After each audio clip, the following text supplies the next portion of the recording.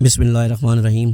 پچھلے حصے میں ہم نے پڑھا کہ غزوہ احد کے بعد جو معاملات درپیش آئے اور کیسے حضور اکرم صلی اللہ علیہ وسلم نے لشکروں کو بھیجا مشرکین اور منافقین کے پیچھے، اور کیسے کچھ منافقین حضور صلی اللہ علیہ وسلم کے پاس مدینے میں تشریف لائے اور کہا کہ ہمارے کچھ لوگ قرآن پڑھنا سیکھنا چاہتے ہیں، ہمارے ساتھ صحابہ کو بھیجیں، اور 10 صحابہ کو حضور صلی اللہ علیہ وسلم نے بھیجا، 7 کو انہوں نے قتل کر دیا دھوکہ دے کے، اور 2 کو انہوں نے قید کیا، اور ایک جب بھاگنے لگے تو ان کو بھی مار دیا۔ جن کو قید کیا ان میں حضرت خبیب رضی اللہ تعالیٰ عنہ اور حضرت عاصم رضی اللہ تعالیٰ عنہ تھے، ان کو مکے میں لے جا کے انہوں نے بیچ دیا، اور قریش کے سرداروں نے انہوں نے جنگ بدر میں قتل کیا ہوا تھا، اس کے بدلے صفوان بن امیہ نے اور حارث نے ان کو قتل کیا کہ ان کے باپ کو انہوں نے قتل کیا ہوا تھا۔ اس کے بعد جس مہینے رجیع کا حادثہ پیش آیا، ٹھیک اسی مہینے بئر مونا کا المیہ بھی پیش آیا، جو رجیع کا حادثے سے کہیں زیادہ سنگین تھا۔ اس واقعے کا خلاصہ یہ ہے کہ ابو برہ عامر بن مالک، جو ملائب الاسبہ نیزوں سے کھیلنے والا کے لقب سے مشہور تھا، مدینہ خدمت نبی میں حاضر ہوا۔ آپ صلی اللہ علیہ وسلم نے اسے اسلام کی دعوت دی۔ اس نے اسلام تو قبول نہیں کیا لیکن دوری بھی اختیار نہیں کی۔ اس نے کہا کہ اے اللہ کے رسول صلی اللہ علیہ وسلم، اگر آپ اپنے اصحاب کو دعوت دین کے لیے اہل نجد کے پاس بھیجیں تو مجھے امید ہے کہ وہ لوگ آپ کی دعوت قبول کر لیں گے۔ آپ صلی اللہ علیہ وسلم نے فرمایا، مجھے اپنے صحابہ کے متعلق اہل نجد سے خطرہ ہے۔ ابو برا نے کہا، وہ میری پناہ میں ہوں گے۔ اس پر نبی صلی اللہ علیہ وسلم نے ابن اسحاق کے بقول 40 اور صحیح بخاری کی روایت کے مطابق 70 آدمیوں کو اس کے ہمراہ بھیج دیا۔ 70 کی روایت درست ہے، اور منذر بن عمر کو جو بنو سعدہ سے تعلق رکھتے تھے اور محقق الموت، موت کے لیے آزاد کردہ کے لقب سے مشہور تھے، ان کا امیر بنا دیا۔ یہ لوگ فضلاء، قراء اور سادات اور اخیار صحابہ تھے۔ دن میں لکڑیاں کاٹ کر اس کے عوض اہل صفہ کے لیے غلہ خریدتے اور قرآن پڑھتے پڑھاتے تھے، اور رات میں خدا کے حضور مناجات و نماز کے لیے کھڑے ہو جاتے تھے۔ اس طرح چلتے چلاتے معونہ کے کنویں پر جا پہنچے۔ یہ کنواں بنو عامر اور حرہ بنی سلیم کے درمیان ایک زمین میں واقع ہے۔ وہاں پڑاؤ ڈالنے کے بعد ان صحابہ کرام نے ام سلیم کے بھائی حرام بن ملحان کو رسول صلی اللہ علیہ وسلم کا خط دے کر دشمن خدا عامر بن طفیل کے پاس روانہ کیا، لیکن اس نے خط کو دیکھا تک نہیں اور ایک آدمی کو اشارہ کر دیا، جس نے حضرت حرام کو پیچھے سے اس زور کا نیزہ مارا کہ وہ نیزہ آر پار ہو گیا۔ خون دیکھ کر حضرت حرام نے فرمایا، اللہ اکبر، رب کعبہ کی قسم، میں کامیاب ہو گیا۔ اس کے بعد فوراً ہی اس دشمن خدا عامر نے باقی صحابہ رضی اللہ عنہ پر حملہ کرنے کے لیے اپنے قبیلہ بنی عامر کو آواز دی، مگر انہوں نے ابو برا کی پناہ کے پیش نظر اس کی آواز پر کان نہ دھرے۔ ادھر سے مایوس ہو کر اس شخص نے بنو سلیم کو آواز دی۔ بنو سلیم نے 3 قبیلوں اسیہ، رال اور زکوان نے اس پر لبیک کہا اور جھٹ آ کر ان صحابہ کرام کا محاصرہ کر لیا۔ جواباً صحابہ کرام رضی اللہ عنہ نے بھی لڑائی کی، مگر سب کے سب شہید ہو گئے۔ صرف حضرت کعب بن زید بن نجار رضی اللہ عنہ زندہ بچے۔ انہیں شہداء کے درمیان سے زخمی حالت میں اٹھا لایا گیا اور وہ جنگ خندق تک حیات رہے۔ ان کے علاوہ مزید 2 صحابہ حضرت عمر بن امیہ زمری اور حضرت منذر بن عقبہ بن عامر رضی اللہ عنہ اونٹ چرا رہے تھے۔ انہوں نے جائے واردات پر چڑیوں کو منڈلاتے دیکھا تو سیدھے جائے واردات پر پہنچے۔ پھر حضرت منظر کو اپنے رفقاء کے ساتھ مل کر مشرکین سے لڑتے ہوئے شہید ہو گئے، اور حضرت عمر بن امیہ زمری کو قید کر لیا گیا۔ لیکن جب بتایا گیا کہ ان کا تعلق قبیلہ مضر سے ہے تو عامر نے ان کی پیشانی کے بال کٹوا کر اپنی ماں کی طرف سے، جس پر ایک گردن آزاد کرنے کی نظر تھی، آزاد کر دیا۔ حضرت عمر بن امیہ زمری رضی اللہ عنہ اس دردناک المیہ کی خبر لے کر مدینہ پہنچے۔ 70 فاضل مسلمین کی شہادت کا المیہ جس نے جنگ احد کا چرکا تازہ کر دیا، اور وہ بھی اس فرق کے ساتھ کہ شہداء احد کو ایک کھلی ہوئی اور 2 بدو جنگ میں مارے گئے تھے، مگر یہ بیچارے ایک شرمناک غداری کی نظر ہو گئے۔ حضرت عمر بن امیہ زمری واپسی میں وادی کناتا کے سرے پر واقع مقام قرہ پر پہنچے تو ایک درخت کے سائے میں اتر پڑے۔ وہیں بنو کلاب کے 2 آدمی بھی آ کر اتر رہے تھے۔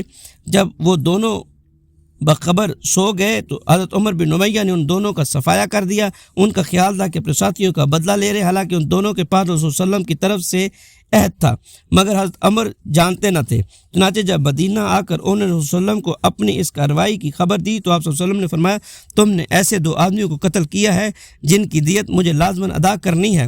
اس کے بعد آپ مسلمان اور ان کے خلفاء یہود سے دیت جمع کرنے میں مشغول ہو گئے، اور یہی غزوہ بنو نذیر کا سبب بنا، جیسا کہ آگے آ رہا ہے۔ رسول اللہ صلی اللہ علیہ وسلم کو معونہ اور رجی کے ان المناک واقعات سے جو چند ہی دن آگے پیچھے پیش آئے تھے اس قدر رنج پہنچا اور آپ اس قدر غمگین ہو گئے کہ جن قوموں اور قبیلوں نے ان صحابہ کے ساتھ غد و قتل کیا، یہ سلوک کیا تھا، آپ صلی اللہ علیہ وسلم نے ان پر 1 مہینے تک بد دعا فرمائی۔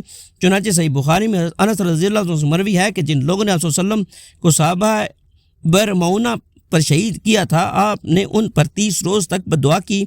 آپ نماز فجر میں رال، ذکوان، لیان اور اسیہ پر بد دعا کرتے تھے اور فرماتے تھے کہ اسیہ نے اللہ اور اس کے رسول صلی اللہ علیہ وسلم کی معیشت کی۔ اللہ تعالیٰ نے اس بارے میں اپنے نبی پر قرآن نازل کیا جو بعد میں منسوخ ہو گیا۔ وہ قرآن یہ تھا کہ ہماری قوم کو بتلا دو کہ ہم اپنے رب سے ملے تو وہ ہم سے راضی ہے اور ہم اس سے راضی ہیں۔ اس کے بعد رسول صلی اللہ علیہ وسلم نے اپنا یہ قنوت ترک فرما دیا۔ ہم بتا چکے ہیں کہ یہود اسلام اور مسلمانوں سے جلتے بنتے تھے، مگر چونکہ وہ مرد میدان نہ تھے، سازشی اور دسیسہ کار تھے، اس لیے جنگ کے بجائے کینے اور عداوت کا مظاہرہ کرتے تھے اور مسلمانوں کو عہد و پیمان کے باوجود اذیت دینے کے لیے طرح طرح کے ہیلے اور تدبیریں کرتے تھے۔ البتہ بنو قینقاع کی جلاوطنی اور کعب بن اشرف کے قتل کا واقعہ پیش آیا تو ان کے حوصلے ٹوٹ گئے اور انہوں نے خوفزدہ ہو کر خاموشی اور سکون اختیار کر لیا۔ لیکن غزوہ احد کے بعد ان کی جرأت پھر پلٹ آئی۔ انہوں نے خلم خلا عداوت اور بدعہدی کی، مدینہ کے منافقین اور مکے کے مشرکین سے پس پردہ 60 گانڈ کی اور مسلمانوں کے خلاف مشرکین کی حمایت میں کام کیا۔ نبی اکرم صلی اللہ علیہ وسلم نے سب کچھ جانتے ہوئے صبر سے کام لیا، لیکن رجی اور معونہ کے حادثات کے بعد ان کی جرأت اور جسارت حد سے بڑھ گئی اور انہوں نے نبی اکرم صلی اللہ علیہ وسلم کے خاتمے کا پروگرام بنا لیا۔ اس کی تفصیل یہ ہے کہ نبی اکرم صلی اللہ علیہ وسلم اپنے چند صحابہ کے ہمراہ یہود کے پاس تشریف لے گئے اور ان سے بنو کلاب کے ان دونوں مقتولین کی دیت میں اعانت کے لیے بات چیت کی جنہوں نے حضرت عمر بن امیہ زمری نے غلطی سے قتل کر دیا تھا۔ ان پر معاہدے کی روح سے یہ اعانت واجب تھی۔ انہوں نے کہا ابو القاسم ہم ایسا ہی کریں گے، آپ یہاں تشریف رکھیے، ہم آپ کی ضرورت پوری کیے دیتے ہیں۔ آپ نے ان کی ایک گھر کی دیوار سے ٹیک لگا کر بیٹھ گئے اور ان کے وعدے کی تکمیل کا انتظار کرنے لگے۔ آپ صلی اللہ علیہ وسلم کے ساتھ حضرت ابوبکر صدیق رضی اللہ عنہ، حضرت عمر رضی اللہ عنہ، حضرت علی رضی اللہ عنہ اور صحابہ کرام رضی اللہ عنہ کی ایک جماعت بھی تشریف فرما تھی۔ ادھر یہود تنائی میں جمع ہوئے تو ان پر شیطان سوار ہو گیا اور جو بدبختی ان کا نوشتہ تقدیر بن چکی تھی اسے شیطان نے خوشنما بنا کر پیش کیا، یعنی ان یہود نے باہم مشورہ کیا کہ کیوں نہ نبی صلی اللہ علیہ وسلم کو ہی قتل کر دیا جائے۔ چنانچہ انہوں نے کہا کہ کون ہے جو اس چکی کو لے کر اوپر جائے اور آپ کے سر پر لا کر کچل دے۔ اس پر ایک بدبخت یہودی عمر بن حجاش نے کہا میں ان لوگوں سے سلام بن مشکم نے کہا کہ ایسا نہ کرو کیونکہ خدا کی قسم انہیں تمہارے ارادوں کی خبر دی جائے گی اور پھر ہمارے اور ان کے درمیان جو عہد و پیمان ہے اس کی خلاف ورزی بھی ہے۔ لیکن انہوں نے ایک نہ سنی اور اپنے منصوبوں کو روبہ عمل لانے کے عزم پر برقرار رہے۔ ادھر رب العالمین کی طرف سے رسول اللہ صلی اللہ علیہ وسلم کے پاس حضرت جبرائیل علیہ السلام تشریف لائے اور آپ کو یہود کے ارادے سے باخبر کیا۔ آپ تیزی سے اٹھے اور مدینے کے لیے چل پڑے۔ بعد میں صحابہ کرام بھی آپ سے آن ملے اور کہنے لگے آپ اٹھ آئے اور ہم سمجھ نہ سکے۔ آپ صلی اللہ علیہ وسلم نے بتلایا کہ یہود کا کیا ارادہ تھا۔ مدینہ واپس آ کر آپ نے فوراً ہی محمد بن مسلمہ کو بنو نذیر کے پاس روانہ فرمایا اور انہیں یہ نوٹس دیا کہ اگر تم لوگ مدینے سے نکل جاؤ اب یہاں میرے ساتھ نہیں رہ سکتے، تمہیں 10 دن کی مہلت دی جاتی ہے، اس کے بعد جو شخص پایا جائے گا اس کی گردن مار دی جائے گی۔ اس نوٹس کے بعد یہود جلا وطنی کے سوا کوئی چارہ کار صاحب نہ سمجھ سکے، چنانچہ وہ چند دن تک سفر کی تیاریاں کرتے رہے۔ لیکن اسی دوران عبداللہ بن ابی رئیس المنافقین نے کہلا بھیجا کہ اپنی جگہ برقرار رہو، ڈٹ جاؤ اور گھر بار نہ چھوڑو۔ میرے پاس 2000 مردان جنگی ہیں جو تمہارے ساتھ تمہارے قلعے میں داخل ہو کر تمہاری حفاظت میں جان دے دیں گے، اور اگر تمہیں نکالا ہی گیا تو ہم بھی تمہارے ساتھ نکل جائیں گے اور تمہارے بارے میں کسی سے ہرگز نہیں بات کریں گے، اور اگر تم سے جنگ کی گئی تو ہم تمہاری مدد کریں گے، اور بنو قریظہ اور بنو غطفان جو تمہارے حلیف ہیں وہ بھی تمہاری مدد کریں گے۔ یہ پیغام سن کر یہود کی خود اعتمادی پلٹ آئی اور انہوں نے طے کر لیا کہ جلا وطن ہونے کے بجائے ٹکر لی جائے گی۔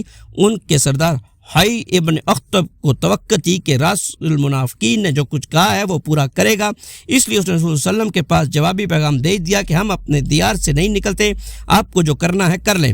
اس میں شبہ نہیں کہ مسلمانوں کے لحاظ سے یہ صورتحال نازک تھی، کیونکہ ان کے لیے اپنی تاریخ کے اس نازک اور پیچیدہ موڑ پر دشمنوں سے ٹکراؤ کچھ زیادہ قابل اطمینان نہ تھا، انجام خطرناک ہو سکتا تھا۔ آپ دیکھ ہی رہے ہیں کہ سارا عرب مسلمانوں کے خلاف تھا اور مسلمانوں کے 2 تبلیغی وفود نہایت بے دردی سے پے در پے قتل کیے جا چکے تھے۔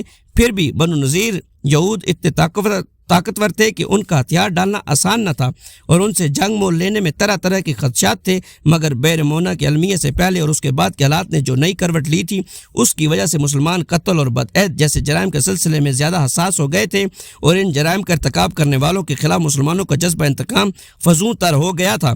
لہذا انہوں نے طے کر لیا کہ چونکہ بنو نذیر نے رسول اللہ صلی اللہ علیہ وسلم کے قتل کا پروگرام بنایا تھا، اس لیے ان سے بہرحال لڑنا ہے، خواہ اس کے نتائج جو بھی ہوں۔ چنانچہ جب رسول اللہ صلی اللہ علیہ وسلم کو حی ابن اخطب کا جواب بھی پیغام ملا تو آپ صلی اللہ علیہ وسلم نے صحابہ کرام رضی اللہ عنہم کو کہا اللہ اکبر، اور پھر لڑائی کے لیے اٹھ کھڑے ہوئے اور حضرت ابن ام مکتوم کو مدینہ کا انتظام سونپ کر بنو نذیر کے علاقے کی طرف روانہ ہو گئے۔ حضرت علی رضی اللہ تعالیٰ عنہ کے ہاتھ میں علم تھا۔ بنو نذیر کے علاقے میں پہنچ کر ان کا محاصرہ کر لیا گیا۔ ادھر بنو نذیر نے اپنے قلعوں اور گڑھیوں میں پناہ لی اور قلعہ بند رہ کر فضیل سے تیر اور پتھر برساتے رہے، چونکہ کھجور کے باغات ان کے لیے سپر کا کام دے رہے تھے، اس لیے آپ صلی اللہ علیہ وسلم نے حکم دیا کہ ان درختوں کو کاٹ کر جلا دیا جائے۔ بعد میں اسی کی طرف اشارہ کر کے حضرت حسان رضی اللہ تعالیٰ نے فرمایا تھا بنی لوی کے سرداروں کے لیے یہ معمولی بات تھی کہ بریرہ میں آگ کے شعلے بلند ہوں۔ بریرہ بنو نذیر کے نخلستان کا نام تھا اور اسی کے بارے میں اللہ تعالیٰ کا ارشاد بھی نازل ہوا، تم نے کھجور کے جو درخت کاٹے یا جنہیں اپنے تنوں پر کھڑا رہنے دیا وہ سب اللہ ہی کے اذن سے تھا، اور ایسا اس لیے کیا گیا تاکہ اللہ ان فاسقوں کو رسوا کرے۔ بہرحال جب ان کا محاصرہ کر لیا گیا تو بنو قریظہ ان سے الگ تھلگ رہے۔ عبداللہ بن ابی نے بھی خیانت کی اور ان کے حلیف غسوان بھی مدد کو نہ آئے، غرض کوئی بھی انہیں مدد دیتے یا ان کی مصیبت ٹالنے پر آمادہ نہ ہوا، اس لیے اللہ تعالیٰ نے ان کے واقعے کی مثال یوں بیان فرمائی جیسے شیطان انسان سے کہتا ہے کفر کرو، اور جب وہ کفر کر بیٹھتا ہے تو شیطان کہتا ہے میں تم سے بری ہوں۔ معاشرے نے کچھ زیادہ طول نہیں پکڑا بلکہ صرف 6 رات یا بقول بعض 15 رات جاری رہا۔ اسی دوران اللہ نے ان کے دلوں میں رعب ڈال دیا، ان کے حوصلے ٹوٹ گئے، وہ ہتھیار ڈالنے پر آمادہ ہو گئے اور رسول اللہ صلی اللہ علیہ وآلہ وسلم کو کہلوا بھیجا کہ ہم مدینے سے نکلنے کو تیار ہیں۔ آپ نے ان کی جلا وطنی کی پیشکش منظور فرما لی اور یہ بھی منظور فرما لیا کہ وہ ہتھیار کے علاوہ باقی جتنا ساز و سامان اونٹوں پر لاد سکتے ہیں سب لے کر بال بچوں سمیت چلے جائیں۔ بنو نذیر نے اس منظوری کے بعد ہتھیار ڈال دیے اور اپنے ہاتھوں اپنے مکانات اجاڑ ڈالے تاکہ دروازے اور کھڑکیاں بھی لاد لیں، بلکہ بعض تو چھت کی کڑیاں اور دیواروں کی کھونٹیاں بھی لاد لیں۔ پھر عورتوں اور بچوں کو سوار کیا اور 600 اونٹوں پر لدا کر روانہ ہو گئے۔ پیشتر یہود ان کے اکابر مثلاً حی ابن اخطب اور اسلام بن الحقیق نے خیبر کا رخ کیا۔ ایک جماعت ملک شام روانہ ہوئی، صرف 2 آدمی یعنی یامین بن عمر اور ابو سعید بن واب نے اسلام قبول کیا، لہذا ان کے مال کو ہاتھ نہیں لگایا گیا۔ رسول اللہ صلی اللہ علیہ وسلم نے شرط کے مطابق بنو نذیر کے ہتھیار، زمین، غار اور باغات اپنے قبضے میں لے لیے۔ ہتھیار میں 50 زریں، 50 خود اور 340 تلواریں تھیں۔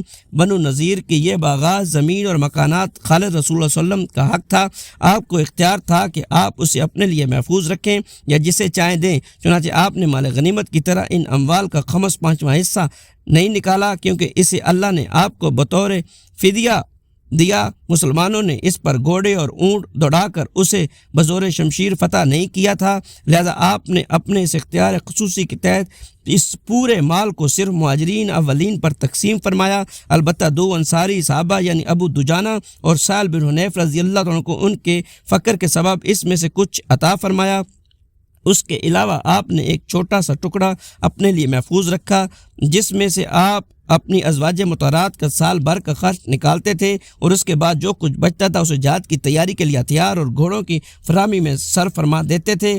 غزوہ بنو نذیر ربیع الاول 4 ہجری اگست 625 میں پیش آیا، اور اللہ تعالیٰ نے اس تعلق سے پوری سورہ حشر نازل فرمائی جس میں یہود کی جلا وطنی کا نقشہ کھینچتے ہوئے منافقین کے طرز عمل کا پردہ فاش کیا گیا اور مال فے کا احکام بیان فرماتے ہوئے مہاجرین و انصار کی مدح و ستائش کی گئی، اور یہ بھی بتایا گیا ہے کہ جنگی مسالے کے پیش نظر دشمن کے درخت کاٹے جا سکتے ہیں اور ان میں آگ لگائی جا سکتی ہے۔ ایسا کرنا فساد الارض نہیں ہے، بلکہ پھر اہل ایمان کو تقوی کے التزام اور آخرت کی تیاری کی تاکید کی گئی ہے۔ ان سب کے بعد اللہ تعالیٰ نے اپنی حمد و ثنا فرماتے ہوئے اپنے اسماء و صفات کو بیان کرتے ہوئے سورہ ختم فرما دی۔